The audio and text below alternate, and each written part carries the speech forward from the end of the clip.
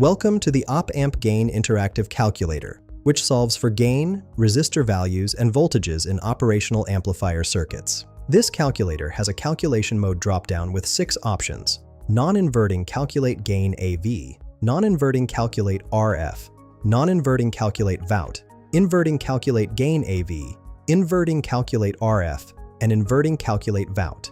For this demonstration, I'm using Non-Inverting Calculate Gain. The input fields are feedback resistor Rf in ohms, ground resistor Rg in ohms, input voltage Vin in volts, desired gain AV, output voltage Vout in volts, and input resistor Rin in ohms.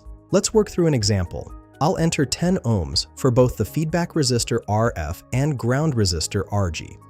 After clicking Calculate, the results show a voltage gain AV of 2,000, which means the output signal is amplified by a factor of 2. The gain in dB is 6.02 dB, representing the same gain in decibel units. The configuration confirms this is a non-inverting configuration.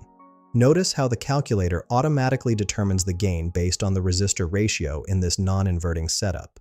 This calculator streamlines op-amp circuit design calculations. Find the link in the description below.